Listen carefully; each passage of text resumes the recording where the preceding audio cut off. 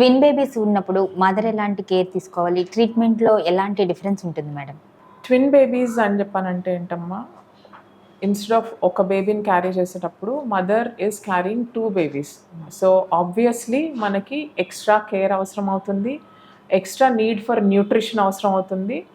దానివల్ల twin babies వల్ల మనకొచ్చే added complications కూడా ఎక్స్‌ట్రా ఉంటాయి. సో, మదర్ సైడ్ నుంచి మనం ఫస్ట్ ట్రైమిస్టర్ ఎప్పుడైతే కన్సీవ్ అయిన దగ్గర నుంచి ఫస్ట్ స్కాన్‌లోనే మనకు తెలుస్తుంది. ట్విన్ బేబీస్‌లో మనకి డిఫరెంట్ వెరైటీస్ ఉంటాయి. అంటే ఇద్దరు బేబీస్ ఒకటే సాక్‌లో ఉండటము, ఆర్ ఇద్దరు బేబీస్ షేర్డ్ బ్లడ్ సప్లై ఉన్నవి ఉంటాయి, ఆర్ ఇద్దరు బేబీస్ కంప్లీట్లీ టోటలీ 2 సెపరేట్ సాక్స్‌లో ఉండి బేబీస్ ఇద్దరికి సెపరేట్ బ్లడ్ సప్లై ఉంటుంది. సో దానివల్ల అంటే డైకోరియానిక్ డయామ్నియాటిక్, మోనోకోరియానిక్ డయామ్నియాటిక్ ఆర్ మోనోకోరియానిక్ మోనోఅమ్నియాటిక్ అని డిఫరెంట్ రకాల ట్విన్ ప్రెగ్నెన్సీస్ ఉంటాయి.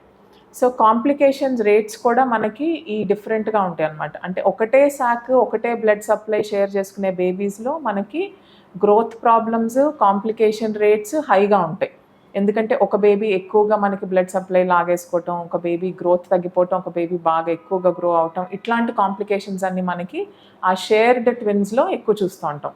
అలా కాకుండా ట్విన్ బేబీస్ రెండు సపరేట్గా, వాటి బ్లడ్ సప్లై సపరేట్గా, వాటి సాక్ సపరేట్గా, అన్ని సపరేట్గా ఉన్నప్పుడు ఆ babies to grow better and మనకి కాంప్లికేషన్ రేట్స్ కూడా తక్కువ ఉంటాయి.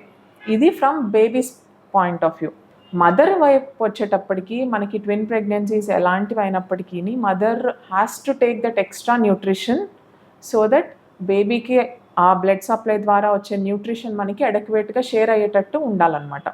అండ్ ఎక్కువ ట్విన్ ప్రెగ్నెన్సీస్ మదర్స్లో మనం ప్రీటర్మ్ డెలివరీస్ ఆర్ ప్రెగ్నెన్సీలో మనకి డయాబెటీస్ వచ్చే ఛాన్సెస్, ప్రెగ్నెన్సీస్లో మనకి బీపీ వచ్చే ఛాన్సెస్, ఇలాంటివి కొంచెం హయ్యర్ రిస్క్ ఉంటాయి. నార్మల్ సింగిల్టన్ అంటే ఒకటే బేబీ క్యారీ చేసే మదర్స్ కన్నా ట్విన్ బేబీస్ ఉన్న మదర్స్లో ఈ రిస్క్ ఎక్కువగా ఉంటుంది. అందుకని మనం కొద్దిగా మదర్ని క్లోజ్ మానిటరింగ్ చేస్తూ ఉంటాం. Twin pregnancy high risk pregnancy category కింద ఉంచుకొని, ఒకవేళ వాళ్ళకి స్టార్టింగ్లోనే కొంతమందికి ఏంటంటే ఆ బరువుని మొయ్యలేక గర్భసంచి ఎర్లీగా అబార్షన్స్ అయిపోవటం, 5th మంత్ 6th మంత్లోనే బేబీస్ మనకి డెలివరీ అయిపోవటం, ఇట్లాంటివి చూస్తూ ఉంటాం. సో దానికోసం గర్భసంచి మూతి సర్విక్స్ అన్నది లెంత్ ఒకటి చెక్ చేసుకొని, ఒకవేళ సర్విక్స్ లెంత్ కనుక చిన్నగా ఉంటే నార్మల్ సైజ్ కన్నా దానికి కొంచెం సపోర్ట్గా సర్వైకల్ స్టిచ్ అనేది ఒకటి వేసుకోవాల్సిన అవసరం ఉంటుంది కొన్ని ట్విన్ ప్రెగ్నెన్సీస్లో. అలానే వాళ్ళకి extra hormonal support so that ఆ ప్రీటర్మ్ లేబర్స్ ఏవైతే ఉన్నాయో మనం అది అవాయిడ్ చేయడానికి, ప్రివెంట్ చేయడానికి మనం హార్మోన్ సపోర్ట్ కొంచెం ఎక్స్ట్రా ఇవ్వాల్సిన అవసరం ఉంటుంది ట్విన్ మదర్స్కి. సో ఆ ఆన్గోయింగ్ ప్రెగ్నెన్సీలో మనకి 6th మంత్ 7th మంత్ వచ్చిన దగ్గర నుంచి రెగ్యులర్ విజిట్స్లో వాళ్ళకి షుగర్స్ చెక్ చేసుకోవటము, వాళ్ళకి ఏమన్నా యూరిన్లో ప్రోటీన్ ఏమన్నా వెళ్ళిపోతుందా అని యూరిన్ చెక్ చేసుకోవటము, ఆర్ రెగ్యులర్ విజిట్స్లో బీపీ చెక్ చేసుకొని బీపీ ఏమైనా హై అవుతుందా అని క్లోజ్ మానిటరింగ్ చేసుకొని, ఒకవేళ ఇలాంటి కాంప్లికేషన్స్ ఏమైనా అరైజ్ అయితే దానికి తగ్గట్టుగా ట్రీట్మెంట్ అన్నది చేసుకుంటూ ఉంటాం.